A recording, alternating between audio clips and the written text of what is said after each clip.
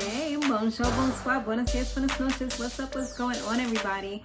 Welcome back to my channel. And today we are going to be talking about Unfaithful.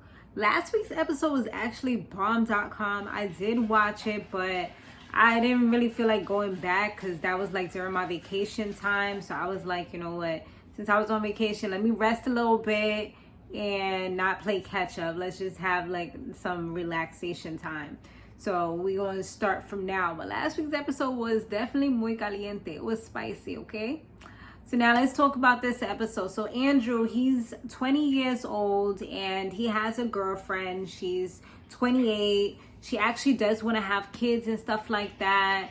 I mean, homie is young. He's not even old enough to get into the club. He's not old enough to legally drink in the US. You know what I'm saying? Like, he's young. He's definitely, he's like my son's age. It's crazy. So, he does want to start a family with her, but he's like, just not right now. But for her, she kind of has this timeline where she's 28. She's like, she wants to do it by the time she hit 30. And that's like 2 years. But he's more of a logical thinker.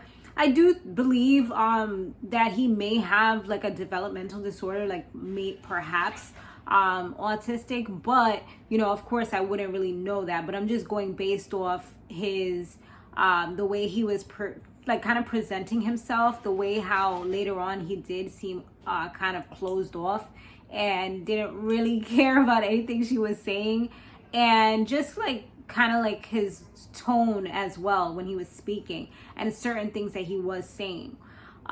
But nonetheless, he seems like more of a logical thinker, and he's like, it wouldn't make sense to have a child now because he's working so hard trying to help her with her rent, her bills, things like that. And he does live at home with his parents. So it's like, he's like, we'll be on the side of the road, begging for change if we try to have a kid now. Like, it's not something that we can financially be able to do. So he's thinking from a logical standpoint and not so much like this is just something I emotionally want to do, So she, like I said, that's her thing. She wants to do that before she hits 30. He said perhaps it's a cultural thing because she's from Chile. And, this is something that she's been taught that you're supposed to do or whatever. He said a red flag for him in this relationship, which led him here, is that she started hanging out with her yoga instructor a lot more, like staying later, like an hour, half an hour, now 2 hours. Like, it just keeps on progressing. He said that he's an older man, even older than her. So, he's not really too sure, but it's a possibility that something could be going down. So yeah, she went to so they did the investigation, and she ends up going to like this intimate yoga session. Okay. Like real intimate, like touchy feely, some tantric type of intimate, I literally have like nothing in here. And I knew I was about to cough. Anyway, so it was like real intimate and stuff like that. And so they was like real close and kissing and all that stuff. So it definitely wasn't just a yoga session. And that was like after as well, when they had met up, like they kind of like did it where it was like a sneaky link type of situation where she goes first, then he meets her there, and then, they was kissing all touchy-feely. They were all close to each other. And then her phone started buzzing, and it happened to be Andrew. And she seemed like she was annoyed that it was Andrew calling. You know what I'm saying? So that was kind of messed up. Like, the homie's calling you, off the hook or whatever, and you're not answering because you're with somebody else.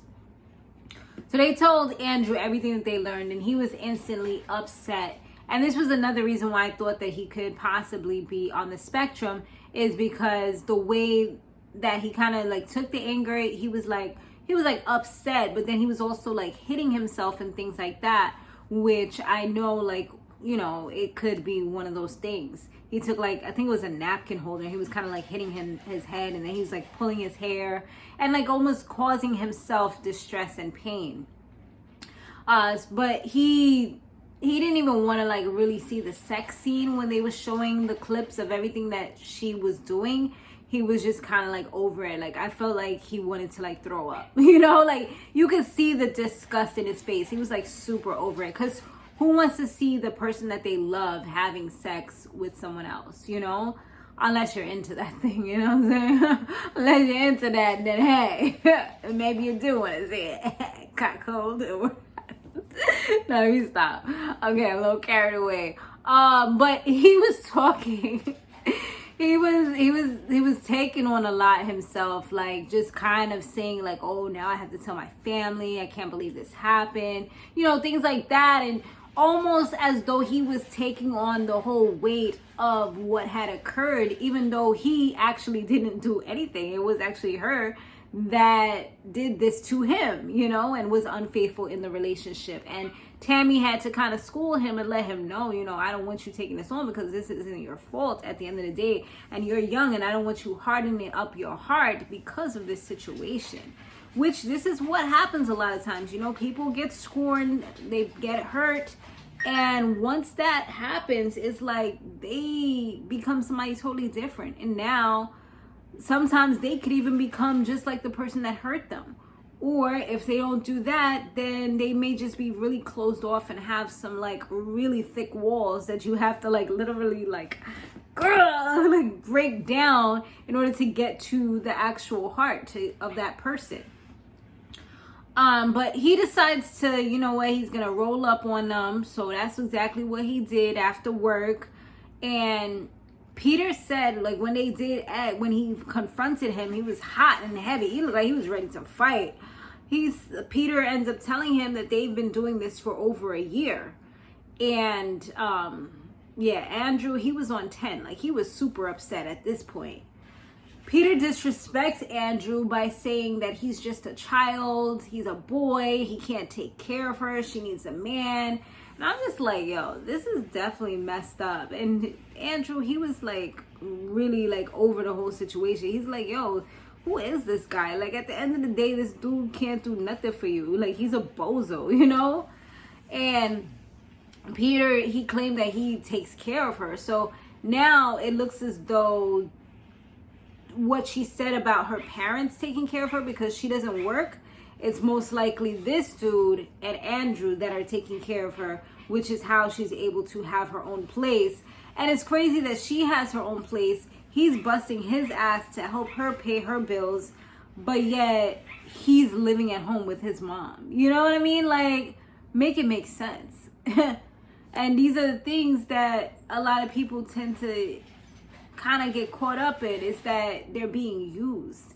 At the end of the day, she says she loves him and this and that, but this wasn't love. This was pretty much like they said, you doing any old deal will do when you want to have a baby. You know what I'm saying? Like, she just out here. It's crazy. And she was pretty much deceiving both of them, because even Peter was like, he was telling when Andrew was ready to leave and he was like, he don't want her. She's like, oh, you know, I want to be with him. And Peter's just like, let him go. Like, this is what you said you wanted. And she's like, no, this is not what I want. So she was deceiving him as well. She told him things that she didn't really mean, but that's how you do it. You know what I mean? You tell him, oh no, like, he's not a man. I don't want to be with him. I don't even love him anymore. The love is gone. It's dead. Like, I can't. But yet, you're passionately in love with this dude. Like, yo, people be so crazy out here in these streets, man. But she said when she spoke to Tammy that one of the reasons why she was so in a rush to have this child is because when she went to the doctor, she was told that by the time she hits 30, a certain percentage of her chances to have a child would be gone.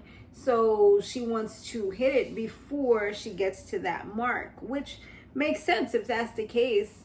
I mean, maybe they just told her in general that, I don't know if it was like an actual diagnosis, like they told her that, or maybe it could be like just common, sense is that, once you hit 30 and up, your chances of having a child diminishes, like with each passing year, especially after you hit 30. And I believe after 35, you're considered a geriatric pregnant woman. So yeah. But anyway, that's some of the things that have been plaguing her, and the reasons why she kind of has been in such a rush. Now, Andrew, he pretty much was done. Like, he was closed off, and he was set in his ways, set in his mind. It wasn't like a lot of these other relationships that you've seen where they at least consider it. She was not considering it. I mean, he was not considering it at all. He was just kind of like over it, like, no, I'm good. And then homie over here, Peter, is over here proposing to her, talking, asking her to marry him, saying he's ready to have a child tonight. And she's like, I don't even want to be with you. Like, I want him. I'm like, this is terrible. This is embarrassing. Like, Peter's over here being a pick-me, and she's over here picking Andrew, and Andrew don't want to pick her. It was just complicated, y'all. Complicated. But when they did the update, Andrew, he's completely moved on. Like, literally, like, almost seems emotionless and what is it, apathetic? Like, he literally doesn't give a shit. It's like he does, but then he kind of doesn't. So, like, if she was to be in front of him right now, it would seem like, damn, like, you're not gonna give me a chance. But it's like, at the end of the day, you did mess up, so you can't really expect him to be some type of way. Even though he does feel hurt by this, he feels like now he has no motivation, like he's discouraged. He's probably still trying to process his emotions and what exactly he feels and how he feels, and he probably feels lost because she was the reason he was working so hard, and now it's like a part of that identity that he had created is gone. Like, the thing that was pushing him is now gone. So it's like, what am I working so hard for now? And I think that that's what he has to come to terms with. Now he has to start thinking about himself and where he wants to go in life, but at least, I know people hate to say that, especially when you're that age, but at least he's still young and he has a whole life ahead of him. He has goals, and, he wants to do the whole surfer lifeguard thing that he said. So, at least he has something to kind of aspire for. So I guess, yeah, it is what it is for him, but hopefully he doesn't let this break him. But that's pretty much the episode, y'all. Let me know what y'all thought about the episode. I'll see you on the next one. Later.